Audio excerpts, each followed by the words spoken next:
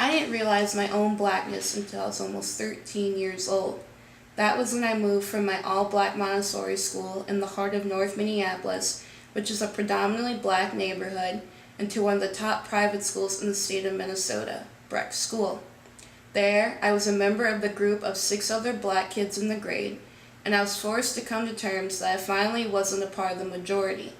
I realized I stuck out and that everyone watched me because in the midst of a crowd of white faces, it was always easiest to spot the dark brown ones. Both of my siblings went to black private schools in the area, but my mom chose to set me apart from the other two in hopes that I would find more of a challenge and better opportunities. I believe this transition into a completely new, different, and confusing world marked the beginning of me trying to understand who I am and if it really is necessary for me to only fit into one category. You seem to have more of a self-assurance about yourself, more confident in who you are and who you are with others. Because you made friends, and part of you have one friend, pretty much, in part of you. And you got the Breck interview, it became, abundance of friends. And as far as your academics, you were always very academic and positive. I mean, you studied hard, you got straight A's there, straight ones, whatever it was in the beginning, and then all A's. So you always worked really hard academically. So I would say when you went to Breck, you might have stepped up a notch because the work was harder. Mm-hmm. So you had to study more, and you had to really not necessarily concentrate, because you always do that. You just put the time in because you knew you had to make the grade. Thoughtful, sensitive, strong, critical in terms of your thinking, and then friendly. Throughout my time at Breck, I became extremely close with different groups of people, and my friends started to look less and less like me. I never had a problem with it, but it did seem that my family somewhat did. My siblings constantly asked if I had black friends or if I could truly trust people who lived a completely different life than me, but I never felt that I had to worry too much. I simply knew that these people were my friends and that it was okay for me to not look like them. Around them, I could be happy, I could be proud, and I could be comfortable in my own skin. I soon excelled at Breck and was able to show that there was more to me than the dark brown tones of my skin. As my time at Breck started to come to an end with the approach of graduation, I accepted a new job working as a mentor and reading teacher for black middle school students in Minneapolis. As soon as the school year ended, I spent every day at the local high school mentoring black boys and girls who idolized me, and I slowly began to become attached to them. I was once again forced to recognize my blackness after 6 years, but this time for opposite reasons. I was surrounded by all black people and no white people for the majority of my summer days.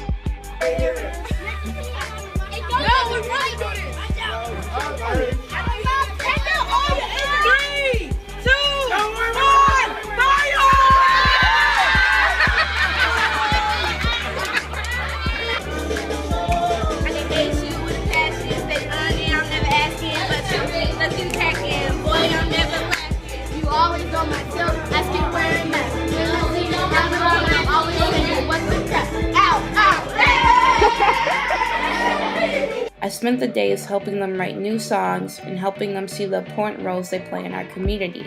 Working with the middle school students reminded me that I also had a place within my own culture, and despite the fact that they believed Miss Leslie only talked white, I still belonged with them and felt my own sense of connection that I had also felt with my own friends from my private high school. As soon as I got accustomed to my students and blending our ways of life, I once again was plopped into a majority white setting as I began my first year at Duke University. I guess my biggest concern would be that you wouldn't think you fit in, but that's too basic. More so that you wouldn't think you measured up, or were maybe as smart as some of your peers, which I don't think would be true at all.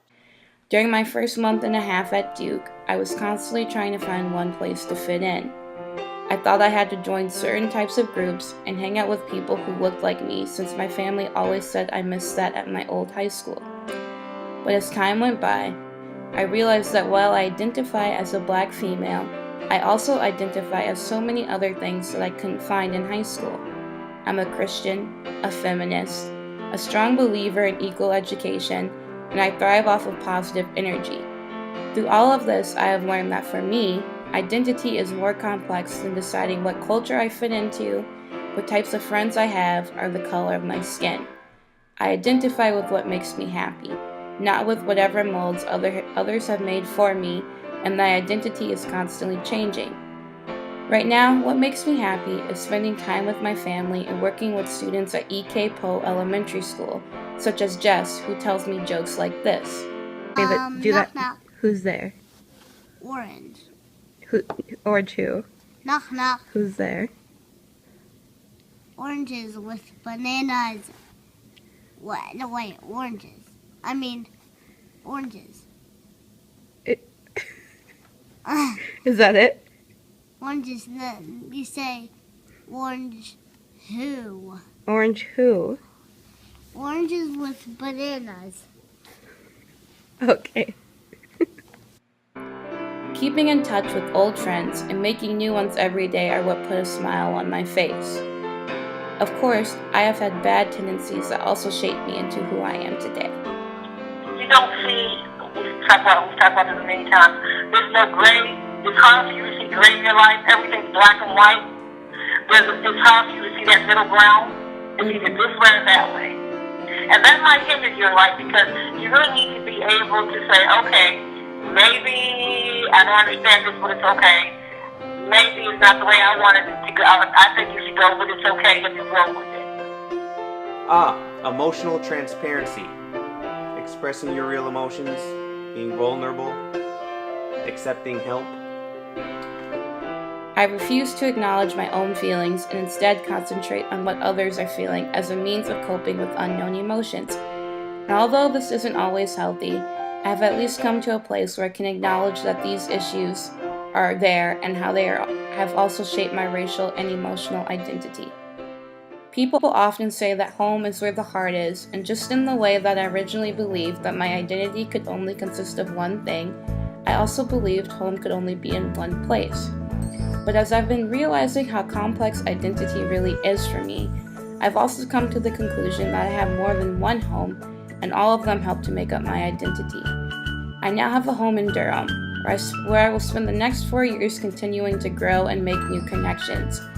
I have a home in Charlotte, North Carolina, where my extended family resides, and I now have the opportunity to foster new and stronger relationships with all of them, and a place to escape if Duke has become too much for me.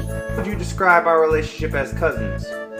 Growing. I think it's growing. I think we're growing into an understanding amongst one another, getting closer, and we're being pretty supportive of one another. While I have always felt loved in Charlotte, I can now call it home and consider it a place where I'll continue to grow and become more self-aware. And finally, I have a strong and loving home in Minneapolis, where my family has learned to allow me to grow into my own and figure out how I choose to identify myself rather than them finding places for me to fit in.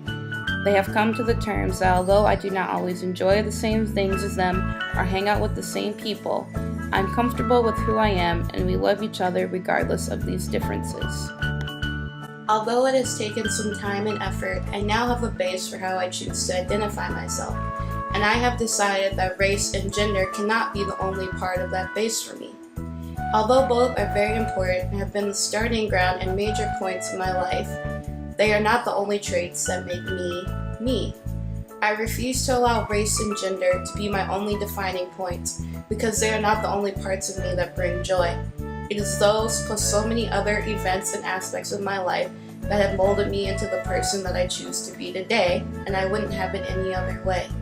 Yes, I am a black female and am extremely proud of that, but if that's all you see when you look at me, then you are missing so much more of what I have to offer and bring to the table.